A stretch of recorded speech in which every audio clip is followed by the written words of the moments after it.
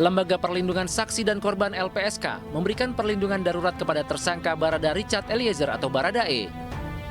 Perlindungan darurat mulai diberikan per tanggal 12 Agustus 2022 agar tersangka Eliezer memiliki hak yang sama seperti terlindung yang lain.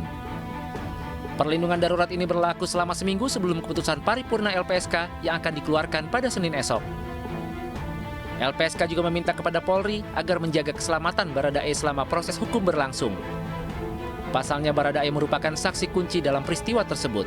Perlindungan terhadap Baradae ini penting sebagai JC, bukan hanya soal keselamatan, tetapi juga menjaga konsistensi dia untuk menyampaikan keterangan hingga pengadilan. Ya, kita jangan hanya lihat hari ini ada di proses penyidikan, tapi 3-4 bulan ke depan dia akan menjadi pihak di pengadilan. Pertanyaannya, apakah Baradae kita harapkan tetap selamat saat persidangan? Apakah Baradae tetap mempertahankan keterangannya di BAP hari ini atau tidak? Gitu. Nah, sementara itu salah satu tugas fungsi LPSK adalah membangun komunikasi hubungan dengan terlindungnya supaya dia tetap mempertahankan keterangannya itu. Keputusan berbeda diberikan LPSK kepada Putri Chandrawati, istri tersangka pembunuhan Brigadir Joshua Irjen Verdi Sambo. LPSK menyatakan tidak bisa memberikan perlindungan kepada Putri sejak Polri menghentikan penyidikan atas laporan dugaan pelecehan seksual kepada Putri Chandrawati. Sementara Jaksa Agung telah menyiapkan 30 jaksa penuntut umum untuk menangani kasus dugaan pembunuhan Brigadir Joshua. Kejaksaan Agung akan memberikan sanksi tegas jika para JPU tersebut tidak profesional dalam menangani kematian Brigadir Joshua Huta Barat. Sejak kasus ini bergulir, polisi telah menetapkan 4 orang tersangka, yaitu Irjen Verdi Sambo, Bribka Riki Rizal, Barada Eliezer, dan Kuat Ma'ruf. 3 tersangka, Irjen Verdi Sambo, Bribka RR, dan Kuat Ma'ruf dijerat pasal pembunuhan berencana dengan ancaman hukuman mati. Sementara Baradae terancam hukuman 15 tahun penjara.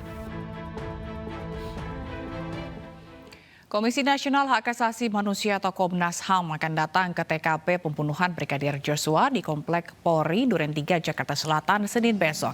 Dan untuk mengetahui perkembangannya, kita telah terhubung dengan Chamar Henda di Komnas HAM. Selamat sore Chamar. Bagaimana perkembangan dari persiapan untuk Komnas HAM ke TKP besok dan apakah ada perkembangan dari pemeriksaan Komnas HAM terhadap Putri Chandrawati?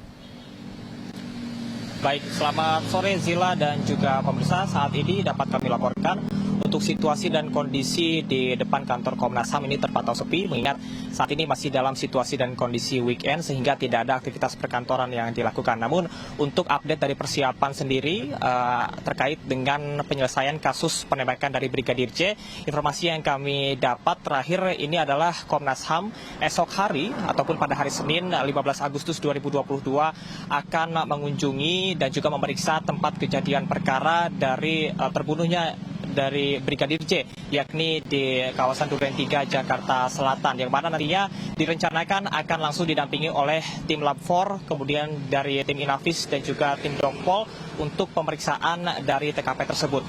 Adapun hal tersebut dilakukan guna memeriksa adanya obstruction of justice ataupun upaya penghambatan dari penegakan hukum yang dilakukan. Tentunya apabila hal tersebut terbukti dilakukan, maka bukan tidak mungkin sejumlah pihak yang berkaitan dengan kasus ini akan terkena pasal pelanggaran HAM. Kemudian selain dari hal tersebut, berkaitan dengan pemeriksaan dari Putri Chandrawati yang hingga dengan saat ini Komnas HAM belum bisa memeriksa yang bersangkutan dikarenakan dengan alasan kondisi dari kesehatan dan juga psikologi dari Putri Chandrawati ini belum stabil. Dan untuk second change ataupun second option yang dipersiapkan oleh Komnas HAM, hingga dengan saat ini kami masih menunggu apa yang akan dilakukan apabila Putri Chandrawati tidak kunjung memberikan kesaksiannya. Dan nantinya untuk pemeriksaan dari Putri Chandrawati ini akan dilakukan oleh satu komisioner Komnas HAM perempuan. Kemudian untuk pemeriksaan lainnya juga akan dilakukan oleh staf-staf perempuan dari Komnas HAM, yang mana untuk pemeriksaan ini juga akan dilakukan secara kooperatif dan terbuka. Dan nantinya untuk informasi yang didapat dari LPSK, seperti diketahui ini akan menolak untuk memberikan perlindungan kepada Putri Chandrawati apabila terbukti dinilai tidak kooperatif hingga dengan asesmen 1 bulan ke depan. Sementara demikian, Zila. Baik, terima kasih Camar Henda atas laporan Anda langsung dari depan gedung Komnas HAM Jakarta. Selamat sore. Pemirsa, kami akan memperbarui informasi Anda di iNewsroom Weekend usai kumandang azan maghrib untuk wilayah DKI Jakarta dan sekitarnya.